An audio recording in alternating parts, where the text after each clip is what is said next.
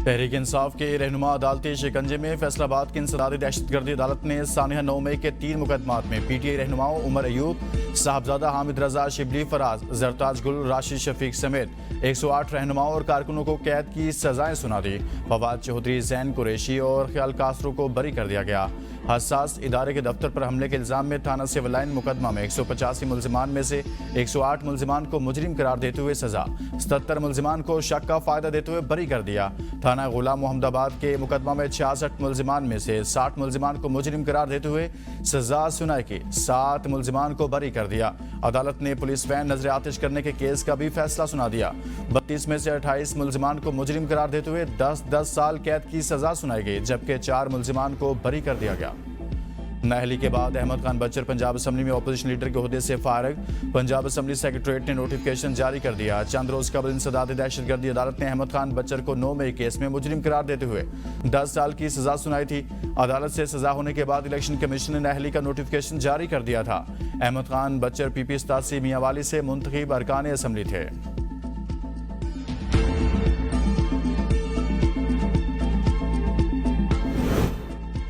मुल्क में आइन नाम की कोई चीज़ नहीं, सजाएं हाई कोर्ट में चैलेंज करेंगे। चेयरमैन पीटीआई बैरिस्टर गौहर की प्रेस कॉन्फ्रेंस। कहा, अगर ऐसा ही चलता रहा तो मुल्क का बहुत नुकसान होगा। हम सियासत में तशद्दुद पर यकीन नहीं रखते। जल्द हम अपने आइंदा का लाहे अमल बताएंगे।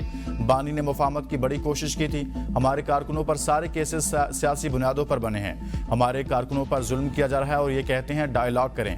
ऐसा मुमकिन नहीं। ये सारे फॉर्म 47 वाले लोग हैं। पीटीआई सियासत में इंतशार और तशद्दुद पर यकीन नहीं रखती। जिन्हें सजाएं दी गई वो सियासत में तशद्दुद पर यकीन नहीं रखते। बानी पीटीआई पर प्रेशर बढ़ाने के लिए अहलिया को सजा सुनाई गई। हमने इसके बावजूद रियासत के साथ चलने का फैसला किया।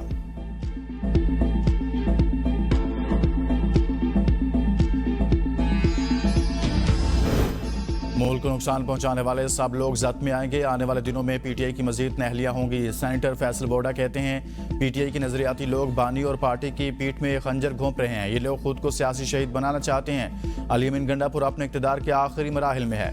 आने वाले दिनों में पीटीआई का एक खतरनाक मनसूबा मंजर आम पर लाऊंगा। सेनेट में पीटीआई की 8 सीटों की बजाय 5 सीटें कैसे और क्यों मिली? मुराद सईद को सेनेटर बनाने के पीछे की भी कहानी है। मैं जो बातें कही थी वो आज सबके सामने सच साबित हो रही हैं। पीटीआई पाकिस्तान बनने की मनसूबाबंदी इनकी पार्टी के अंदर ही हो रही है। कौम को वक्त से पहले बता दिया था अमेरिका से मुस्बत खबर आने वाली है, वो आ चुकी है।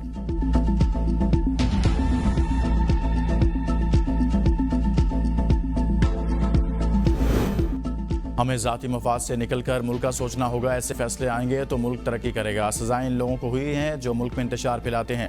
बैरिस्टर दानियल चौधरी कहते हैं, अदालती फैसला मुल्क में मनफी सोच के खिलाफ है। जलाओ गिराव की सोच के साथ मुल्क आगे नहीं बढ़ सकता। पीटीआई वालों ने इदारों पर हमले किए। 9 मई के बाद भी ये लोग इदारों के खिलाफ मुहिम चलाते रहे। दुश्मन ने पाकिस्तान पर जारहियत की तो इन लोगों ने मजाक उड़ाया। इख्तियार वली खान बोले, फैसले से साबित हुआ कि 9 मई के पीछे पीटीआई की आदत थी। 190 मिलियन पाउंड केस में बानी पीटीआई अहलो अयाल समेत मुलविस है।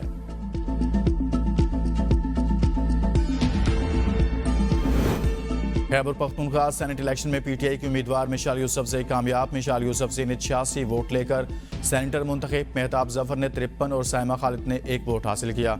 सबा शाहिद कोई वोट हासिल ना कर सकी। मिशाल यूसुफजई सानी नश्तर की खाली होने वाली सीट पर मुंतखब हुई। बानी पीटीआई की कॉल पर पीटीआई के इस्लामाबाद में 5 अगस्त को जलसा करने का ऐलान। पीटीआई ने F9 में जलसे की इजाज़त के लिए डीसी इस्लामाबाद को बाज़ाब्ता दरख्वास्त दे दी। तहरीक इंसाफ की तरफ से पीटीआई इस्लामाबाद रीजन के जनरल सेक्रेटरी मलिक आमिर ने दरख्वास्त दी। दरख्वास्त में कहा गया कि इस्लामाबाद में 5 अगस्त की शाम 4 से 10 बजे के लिए F9 पार्क में जलसा करने की इजाज़त दी जाए।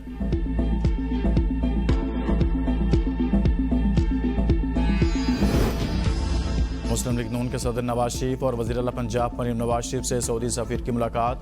बाहमी दिलचस्पी के उमूर, इक़्तिसादी ताउन, दिफाई शराकतदारी और मुस्लिम उम्मा के इत्तेहाद से मुतल्लिक़ उमूर पर तबादला ख्याल। दोनों ममालिक के दरमियान तारीख़ी, सियासी, मुआशी और दिफाई ताल्लुकात को मज़ीद मजबूत बनाने के अज़्म का अयादा। दिफाई शराकतदारी, मुश्तरका तरबियत, इंटेलिजेंस के तबादले और बाहमी ताउन को मज़ीद वुसअत देने पर इत्तफ़ाक़। मरीम नवाज ने कहा, सऊदी अरब की सरजमीन हर मुसलमान के दिल में ख़ास रूहानी और कल्बी मुकाम रखती है। पाकिस्तान और सऊदी अरब का रिश्ता बाहमी एतमाद, मुश्तरका अक़दार और दीना अख़ुवत पर मबनी है। सऊदी क़यादत का ख़ित्ते में अमन का किरदार काबिल सताइश है। पाकिस्तान भारतीय जारहाना इक़दामात के बावजूद बातचीत के ज़रिए मसाइल के हल का ख़्वाहां है।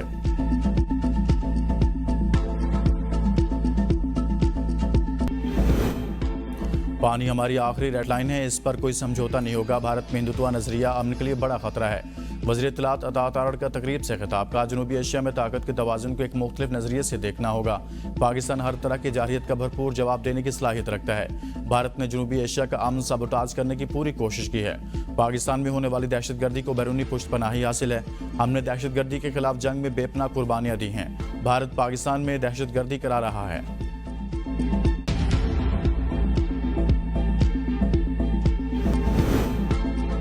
पार्लियामेंट में मंजूर शुदा फाइनेंस बिल 2025 में अहम तब्दीली। बैरून मुल्क से डिजिटल ऑर्डर की गई अशिया और खिदमात पर आयद 5% टैक्स खत्म। FBI ने डिजिटल टैक्स से 40 अरब रुपए आमदन का तखमीना लगाया था।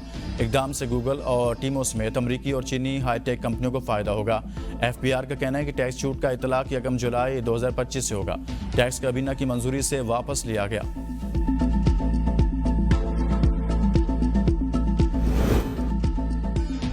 PHA मुल्तान के मार्केटिंग डायरेक्टोरेट में 172 मिलियन रुपए का फ्रॉड। पार्क्स एंड हार्टिकल्चर में करप्शन की शिकायत पर महकमा इंक्वायरी में इंकशाफात सामने आ गए।